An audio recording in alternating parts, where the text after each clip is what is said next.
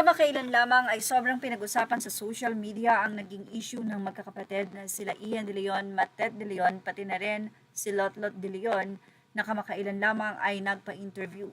Matapos ang nasabing interview ay naghayag naman si Ian De Leon ng kanyang saloobin na nagkaroon naman ng tila pagbato ng salita dito si Matet De Leon sa pagpo-post ng isang kanta na Banal na Aso Santong Kabayo at hindi pa natapos doon dahil nanawagan din siya kay Ian na sana nga daw ay magsalita ito. Ayon kay Matet, wala siyang anumang ginawang masama or anumang pagkakautang or ano paman at nung una nga itinawag pa niya itong Kuya Ian pero kinalaunan dahil sa galit sa mga tao, sa mga bashers na pinagugulo lalo ang kanilang pamilya at ayon nga kay Matet, ang talagang nagbubuyo ng gulo sa kanilang pamilya ay ang mga bashers. Kaya naman nanawagan siya kay Ian na sana nga daw ay magsalita ito kahit papano ay depensahan silang magkakapatid. Anyway, pinag-uusapan nga ngayon sa social media ang naging post ni Matet kung saan kasama doon ang photo ng kanyang ina na si Nora Honor, ang kapatid at ate na si Lotlot De Leon at ang kanyang kuya Ian. Sa nasabi nga pong photo ay may caption doon na "We miss you" at sa baba ay may komento naman ang kanyang kuya Ian De Leon. Sa nasabing post, sinabi ni Ian na thank you so much for the wonderful conversation. God bless us and our family at Matet. Mula naman sa Nora Honor National Artist post, maulan ngayon at masungit ang panahon, ngunit sa iba ang ulan ay blessing.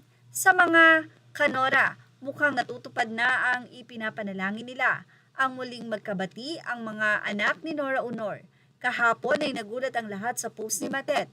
Isang lumang larawan na naroon silang tatlong magkakapatid, Ian, Lotlot at Matet, kasama ang kanilang inang superstar. Matagal na kasing hindi nagpo-post si Matet ng larawan na kasama ang kuya Ian niya. Dahil sa mga lumalabas na issue at ngayong umaga naman sa post ni Ian De Leon, Arts and Paintings ay nagpasalamat siya kay Matet sa wonderful conversation nila at dasal na biyayaan ng Diyos ang kanilang pamilya. Malinaw ang mga hudyat na muling pagkakasundo ng magkakapatid. Isa itong magandang indikasyon na mahal talaga ng magkakapatid ang isa't isa. Well, pinagpiestahan man sa buong bansa ang nasabing issue na ito, pero syempre, dito mo makikita na mahal talaga nila Lotlot, Ian, and Matet at ang kanilang dalawa pang kapatid na si Kenneth at si Kiko ang bawat isa. Sa tagal ba naman ang kanilang pinagsamahan? So ilang mga fans ang nagsabi na salamat naman kung magkasundo na kayong magkakapatid.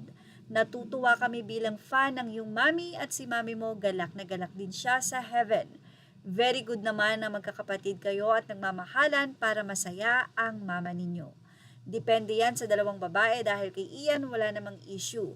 Ang ginagawa ni Ian ay tama lang bilang nag-iisang anak ni Nora.